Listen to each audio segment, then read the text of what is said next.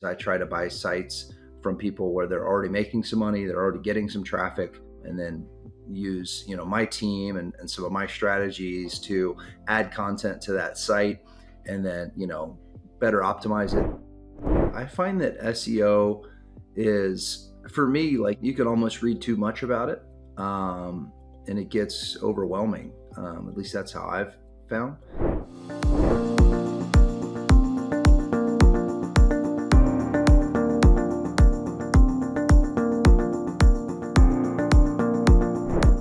Welcome to the Growth Genius podcast, brought to you by Infidigit, an organization focused on search engine optimization and conversion rate optimization. I'm Kaushal Thakkar, founder of Infidigit and your host for this show. Today we have the pleasure of having with us the founder and owner of Cain Brands, Cain. Jack creates and acquires online businesses, usually content-based websites, and then uses content strategy and SEO to make them more profitable. I met him recently at the DAA Summit in Chicago and was impressed with his accomplishments. Let's welcome Jack Cain. Hi, Jack. How are you doing today? Hey, I'm doing great. Thank you so much for having me. I appreciate it. Thank you. And how was the road trip back home?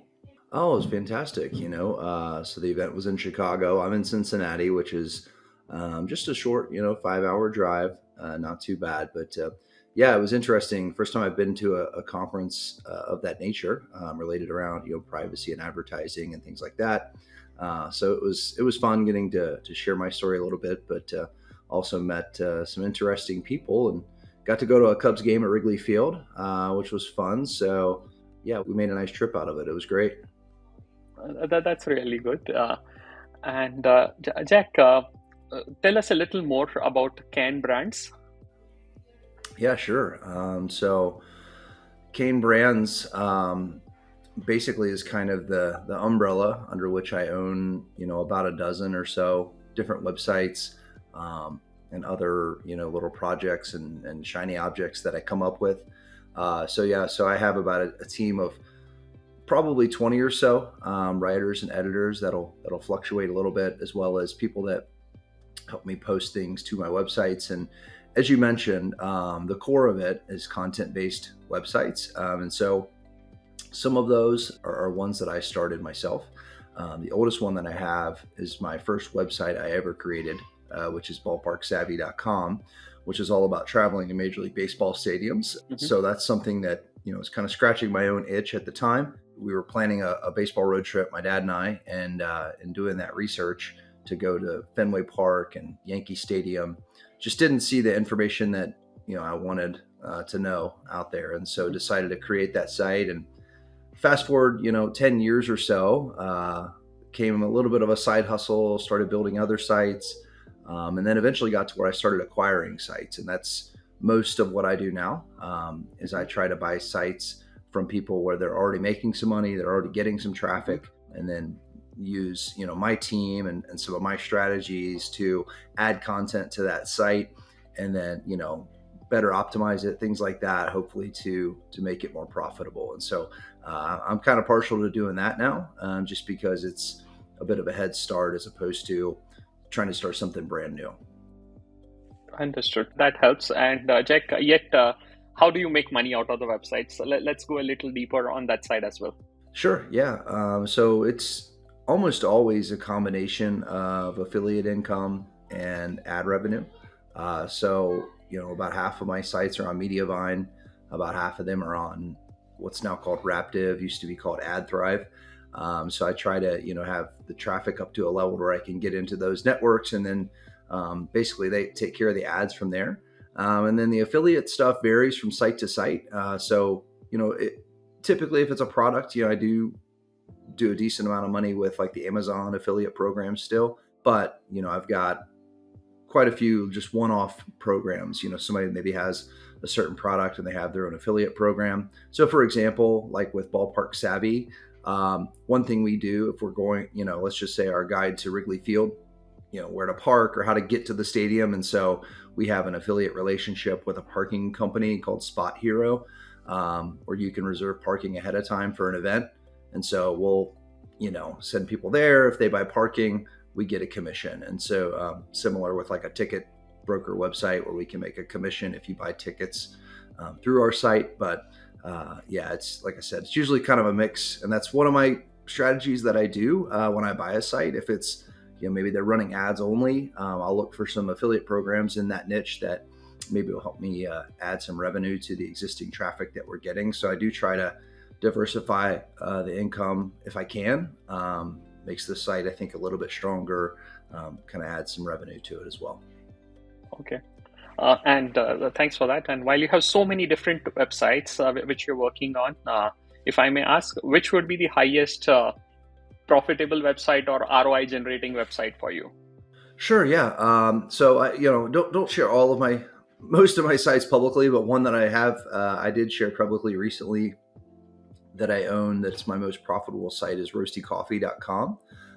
That site was an acquisition, and kind of got interviewed about that on Google Publisher Stories a few months ago. So that was the first time that I sort of publicly shared that was my site. But, on that site, if you look at the About page, you won't see my face or my name. And that's generally how I do it with my sites. I don't like to be the brand because I have sold sites before, and I like to not be, super dependent on me. So I try to make sure that I can easily be replaced, and that I'm not, if I go away, it's not that the site goes away. So with that, we hire a lot of people that are coffee experts to create the content, and I just help run the strategy behind the scenes. But I would say that right now that's probably my biggest site that I have. Wonderful. Thanks for sharing that as well. And Jack, many of our audience are search engine optimizers, and they would love to hear about the art and science of doing SEO that you implement on such kind of websites. Please tell us at least about a few elements of SEO that needs to be focused on while working on such website projects. Okay, sure. I'll give my approach to it. I find that SEO is, for me, like, you can almost read too much about it, and it gets overwhelming. At least that's how I've found. So I try to keep it pretty simple. I do use the tool Phrase, the optimizer tool, similar to like Surfer SEO or whatever. So our team, we write in Phrase, and we do kind of use that when we're building out an outline just to see what's there. But again, we're not aiming for a particular, 100 optimization score or anything like that, where we've used just the right number of phrases and words that go with this article. So we don't over obsess about that. Really, for me, it starts with keyword research, which is kind of my background. So I spent years working with and for Spencer Hawes of Niche Pursuits, and he previously owned Longtail Pro, which was a keyword research software. And back in the day, that's kind of how I got started. And so he hired me to run that business when he still owned it. And so that's kind of my background. So to me, the biggest step is like, what are we creating content about? Probably 85 to 90% of my traffic is organic. So I'm thinking about what are the gaps in the content that we're creating versus other people. In other words, what have our competitors written about that we have not? So making sure that we're zeroed in on the right topic is a huge part of the battle. And then once we've done that, if we're tackling an informational topic about, let's just say, what's the best food to eat at a Major League Baseball stadium or something like that, then we just try to cover the topic as thoroughly as we can, right, with the human in mind first and foremost. So we try to give a quick, one adjustment we've made over the last year or two is that we try to, if it is sort of a question, we try to answer that very quickly, like in the introduction, and then, try to make sure we're being helpful in that way. So we're not burying under 1,000 words of fluff. The answer is way down on the page. We try to really just get into it. And that's, it sounds simple, but that's kind of pretty much it. We try to make sure that we stay in our lane as far as from like a topical authority side of things. We don't venture too far out, try to stay pretty focused on things that matter to our audience. And we follow that and kind of rinse and repeat and publish, fairly consistently. And that's what wins the day for us. Okay, that helps, Jack. And one follow-up question on that particular thing was, let's say you mentioned that you do not focus too much on the over optimization, or you don't get obsessed with SEO. But in such an situation, how important are elements like, let's say, page speed and some other minor things like, let's say, ensuring the canonicals are in place, the pages are loading perfectly. So how important is that? Would you pay attention to that, or would it be something which you would not worry too much about that as well? So I do pay attention to it a little bit. The fact that my understanding is like when you're running ads the way that we do, like with Mediavine and with Ad Thrive, that's not the best for like page speed scores, just because of how those load. But of the things that we can control, most of my sites, there's a couple of sites that run on a custom theme, but most of them are running on Generate Press Premium, which my understanding is a pretty lightweight theme. And so when I have people that help me set those up a little bit, we do try to focus on just keeping things light and nimble as best we can, because I do believe that matters, like how quickly the page loads and all of these things. But certainly not my specialty. It's just one of those things that we try to just do as a habit. You know what I mean? Just not over bloating it. So, which I've been guilty of that in the past. So if anything, if we've made those mistakes, I do try to clean them up as we go. Because I do think that it's important, if anything, from a user experience perspective. And I think that ultimately bleeds through to how Google ranks a site. So, making sure we're passing core web vitals and all those things, definitely try to make sure that we're sort of checking those boxes. Sure. So you have been intelligent enough and smart enough to ensure that the right platforms are selected from day one. So you need not worry much about those other nitty-gritties at a later stage. And okay, a little bit of focus is fair. Thanks, that helps. Jack, the other important thing in any such website, specifically content websites, is the content strategy. And I was going through these websites, and the way you have strategized the content is really amazing, right? You've gone into the niche and taken care of those elements. Tell us more about content strategy. How do you plan the content strategy of your website once you acquire it? If you could take the example of roasty coffee, nothing like it, but yeah, any other example is also fine. Sure. A couple of big ones. I feel like one that's, I'll mention it, but I feel like a lot of people have dug pretty far into this, which is like competitor research. So, taking your SEO tool of choice. I usually use Ahrefs, but you could do the same with SEMrush and probably others. And just figuring out who are the big guys in the space. And so when I'm acquiring a site, that's the first thing I look for. So let's just say that I'm getting into a niche about, knitting and sewing or something like that. What I want to look for is who are the big sites there, right? So I look at some of the more competitive keywords. I see who's ranking. How many keywords overall are they ranking for in these tools? And then I dig through there and kind of see like what's missing. Okay. So I know even though those estimates aren't perfect, I can see that site gets approximately 10 times the amount of traffic that this new site that I just bought does. So I kind of know where the ceiling is. And so I dig into that as step one to see, all right, what big topics, what questions have they answered? What content have they covered that we have not? And that kind of becomes step one, because you see a site in a very similar topic that's just further along than we are. And we could just say, okay, what have they done that we haven't? How can we do that better? And so that's, I feel like, a pretty simple, repeatable way. And you can always, you come look at that 6 months from now and you're going to see new sites that have popped up since then. You're going to get new ideas. And so I feel like that's one of those things that you can just do constantly over years and pretty much never run out of ideas. Another strategy that I've started doing over the last year or two, really trying to focus more on like informational content, especially with, Google had put out a couple of updates about like product review updates and things like that. And so certain sites I had that I had one site that got hit by that, actually, a smaller site, but it was almost all product reviews. So just trying to like make sure that my sites are balanced in terms of not too many reviews and, balancing that out with informational content. So one way that I would do is I've got a list of just like 20 or so question starters, who, what, where, when, can, are, so on and so forth. And so I'll take a big topic. If it were coffee, maybe it's espresso machines or Keurig, like a brand name. I'll plug that into the Keyword Explorer. And of course, it's going to pull up, millions of keywords. And then I do the includes. and then I put in those 20 question starters and filter it down by that.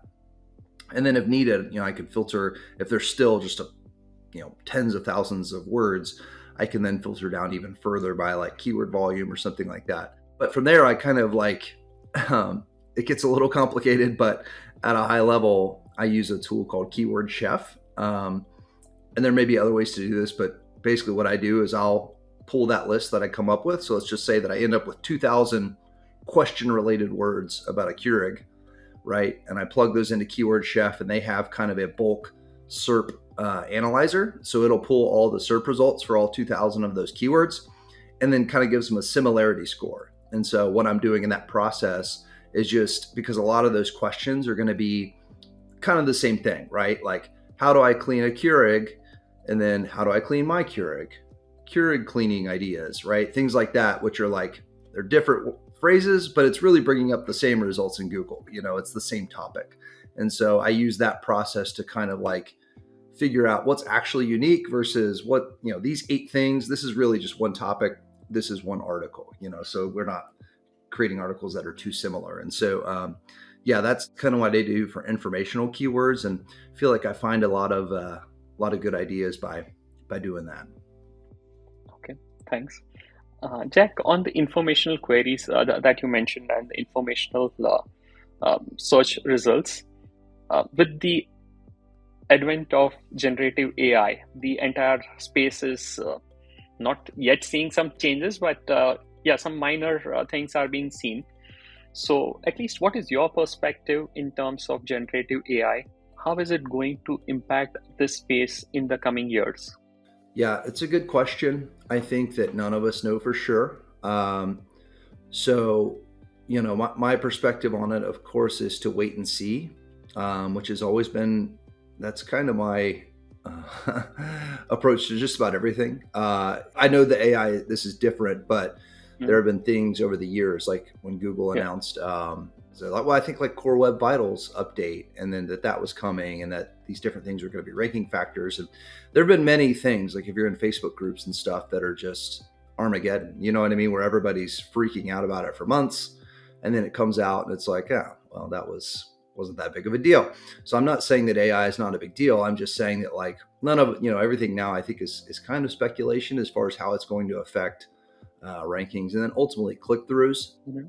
My hope / thought is, it was a big deal, and it's kind of gradually become more and more where, the Google snippets, right, make a lot more zero-click searches. So when somebody searches how many ounces are in a pound or whatever, Google like steals the answer from your site or whatever and shows it at the top. And most people get that quick answer and they leave and they're not clicking through anyway. So my sense is early on is that it may just replace that, right? So a lot of the searches that today are already zero-click searches, they're going to stay zero-click searches, and maybe there will be some more.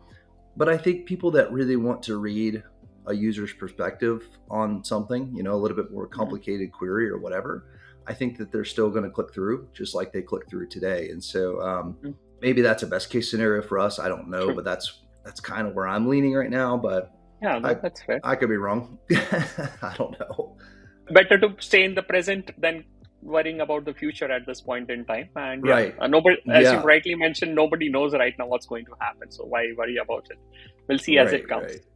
Yeah, that's how I approach it. That's a good way. Jack, the other website, which at least I loved reading through some of the travel stories, is samplingamerica.com. Travel is something which every one of us takes up during our life, but nobody documents it in as detail as you have done it. That's something at least which I loved. Tell us more about samplingamerica.com. How did that idea came about? What was the story behind it, and how was the overall experience with it? Sure. Yeah. So Sampling America really started as just like a personal travel journal that, I shared with friends and family. Of course, it was on the internet, but nobody was really finding it because I wasn't doing any of the strategies that I just talked about, right? I was just writing about our family's travel. So I've got my wife and I've got 3 kids. And so the last 2 years, we homeschooled them during the height of COVID. And then we also traveled quite a bit during that time, like for an extended period of time. And so when we would go in a different city or whatever, take a trip. I would write about that, and so just shared fun, travel stories from the road. And I thought for if anything, it'll just be fun for us to refer back to and kind of have those memories. So I would try to write about those trips in the moment. And it's just kind of a creative outlet. More recently, I don't have a desire to be like as I mentioned earlier, I don't really like being like the face of my projects, and this is no different. So, I'm not trying to be like a travel influencer or anything like that with like a big social media following. That just feels like way too much pressure. So we've been building more content though, because obviously, having a successful travel blog can be a great thing for a variety of reasons. And so we have been building out more content about national parks and things like that, and just kind of going through my more traditional method, having writers, write that content and those sorts of things. So over the last 6 months or so, trying to build it out into a more proper site, not just a personal travel journal, and did get that site approved to run Mediavine ads just like a month or so ago. So it is, making some money now, just a little bit, but yeah, working on hopefully building that out into something a little bit more interesting. It gets more traffic. So it's nice because it is a site where I don't care too much, just because it's, again, I had it for years where it was making nothing. I had no plans to make it a big part of the business. So I do a little bit more experimental stuff with some AI content, at least AI assisted content, some different social media strategies that we're trying to generate traffic and these sorts of things, because again, I feel like if it doesn't go well, it's not like it's really a big part of my business at this point. So I feel like it's good to have some like testing grounds like that. So I view that site like that. Great. Thanks, Jack. Jack, one last question on the particular topic. So what has been the major learning for you over the years, which you would like to share with our audience today, be it on the content front or the subject front, which we are speaking of, or it could be even on your personal front, anything which you feel that the fellow marketers and growth leaders should take it away from us today? Sure. I've shared, before that when I first got started, the book that kind of started it all for me was The 4-Hour Workweek by Tim Ferriss. I read that back, I think, in 2007 or 2008. And that's what led me into trying to figure out how can I do something to where I can eventually replace myself, outsource a lot of the work, not have to physically be in a certain place to do the work. And that's what led me to this journey, right? And so that's kind of the biggest thing that I've learned, is that when you do get to that point to hire people and eventually replace yourself, so once you even start having a measure of success, in the early days, I was doing everything, right? Like I was creating the sites, doing the designs, writing the content, self-editing and publishing it. Well, now, I'm still involved from like the content strategy perspective, but that's the part that I really enjoy. And I've hired people to do pretty much everything else, right? So like when we do the travel that I mentioned, like when we homeschool those couple of years, if we would go away for a month, I really didn't have to work, for that month. I could just kind of check in as needed. And that's kind of worth its weight in gold. I mean, that's when I started 15 years ago or whatever. I mean, that was the ultimate goal. Like that's really what I was after. And so it was pretty exciting to get there. But I feel like a lot of people, and I did this for a while, you sort of feel like that nobody can do it like I can do it, whatever that thing is. And so you end up, because you're, maybe a perfectionist, which is not me, but you don't want to give that up, right? And so what happens is you become the bottleneck.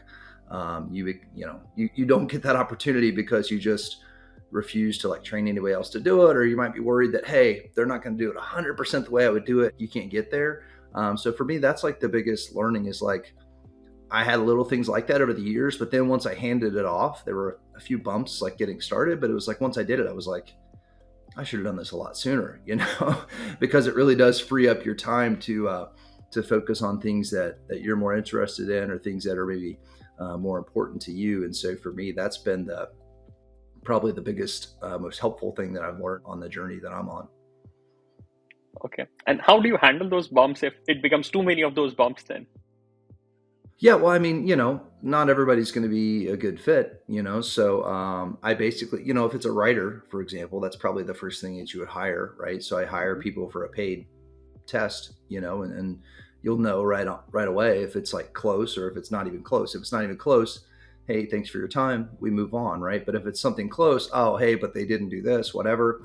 I've usually found that was my fault because I didn't ask them to do that, right? If it's a formatting thing or whatever, I didn't have good enough documentation. So I built that up over time, created like a template for them to follow and that sort of thing, which cuts down on that.